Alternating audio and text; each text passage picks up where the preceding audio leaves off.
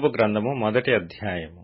ఊజు దేశమునందు యోబు అను ఒక మనుష్యుడుండెను.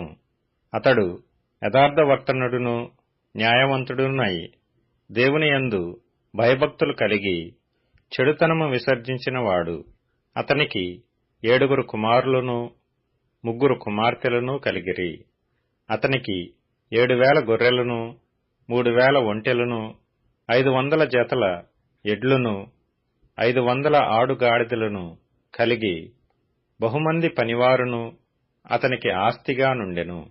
గనుక తూర్పు దిక్కు జనులందరిలో అతడే గొప్పవాడుగా నుండెను.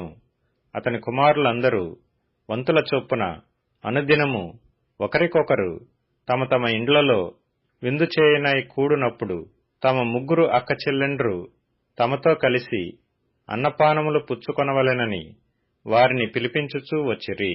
వారి వారి విందు దినములు పూర్తి కాగా యోబు తన కుమారులు పాపము చేసి తమ హృదయములలో దేవుని దూషించిరేమో అని వారిని పిలువనంపించి వారిని పవిత్రపరచి అరుణోదయమున లేచి వారిలో ఒక్కొక్కని నిమిత్తమై దహనబలి నర్పించుచూ వచ్చెను. యోబు నిత్యము అలాగున చేయుచుండెను. దేవదూతలు యెహోవా సన్నిధిని నిలుచుటకై వచ్చిన దినమొకటి తటస్థించెను. ఆ దినమున అపవాదియగువాడు వారితో కలిసి వచ్చెను. యెహోవా, నీవు ఎక్కడి నుండి వచ్చితివని వానిని అడుగగా, అపవాది, భూమి మీద ఇటు అటు తిరుగులాడుచు అందులో సంచరించుచూ వచ్చితినని యెహోవాకు ప్రత్యుత్తరమిచ్చెను. అందుకు యెహోవా, నీవు నా సేవకుడైన యోబు సంగతి ఆలోచించితివా? అతడు యథార్థవర్తనుడును న్యాయవంతుడునై దేవుని యందు భయభక్తులు కలిగి చెడుతనము విసర్జించినవాడు. భూమి మీద అతని వంటి వాడెవడనూ లేడు అని అడుగుగా, అపవాది, యోబు ఊరకయే దేవుని యందు భయభక్తులు కలవాడాయనా? నీవు అతనికిని అతని ఇంటి వారికిని అతనికి కలిగిన సమస్తమునకును చుట్టూ కంచెవేసితివి గదా. నీవు అతని చేతి పనిని దీవించుచుండుట చేత అతని ఆస్తి దేశములో బహుగా విస్తరించియున్నది. అయినను నీవు ఇప్పుడు నీ చేయి చాపి అతనికి కలిగిన సమస్తమును మొత్తిన ఎడల అతడు నీ ముఖము ఎదుటనే దూషించి నిన్ను విడిచిపోవును అని యెహోవాతో అనగా, యెహోవా, ఇదిగో అతనికి కలిగిన సమస్తమును నీ వశమున ఉన్నది. అతనికి మాత్రము ఏ హానియూ చేయకూడదని అపవాదికి సెలవీయగా వాడు యెహోవా సన్నిధి నుండి బయలువెళ్ళెను. ఒక దినమున యోబు కుమారులను కుమార్తెలను తమ అన్న ఇంట భోజనము చేయుచు ద్రాక్షారసము పానము చేయుచుండగా ఒక దూత అతని యొద్దకు వచ్చి, ఎద్దులు నాగలి దున్నుచు గాడిదలు వాటి సమీపమున మేయుచుండగా షబాయీయులు వాటి మీద పడి వాటిని పట్టుకొని పోయి ఖడ్గముతో పనివారిని హతము చేసిరి. జరిగినది నీకు తెలియజేయుటకు నేనొక్కడనే తప్పించుకొని వచ్చి ఉన్నానెను.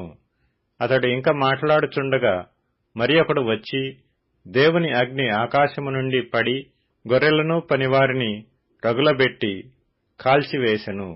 దానిని నీకు తెలియజేయుటకు నేనొక్కడనే తప్పించుకొని వచ్చి ఉన్నానెను. అతడు ఇంకా మాట్లాడుచుండగా మరి ఒకడు వచ్చి, కల్దీయులు 3 సమూహములుగా వచ్చి ఒంటెల మీద పడి వాటిని కొనిపోయి ఖడ్గము చేత పనివారిని చంపిరి. నీకు దానిని తెలియజేయుటకు నేనొక్కడనే తప్పించుకొని వచ్చియున్నానెను. అతడు మాట్లాడుచుండగా వేరొకడు వచ్చి, నీ కుమారులను నీ కుమార్తెలను తమ అన్న ఇంట భోజనము చేయుచు ద్రాక్షారసము పానము చేయుచుండగా గొప్ప సుడిగాలి అరణ్య మార్గముగా వచ్చి ఆ ఇంటి 4 మూలలను కొట్టగా అది యవనుల మీద పడినందున వారు చనిపోయిరి.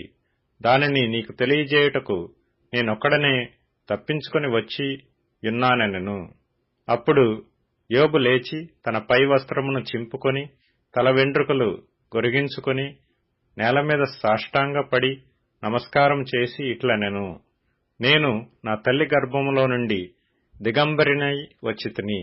దిగంబరినై అక్కడికి తిరిగి వెళ్ళెదను. యెహోవా ఇచ్చెను, యెహోవా తీసుకొని పోయెను. యెహోవా నామమునకు స్తుతి కలుగునుగాక.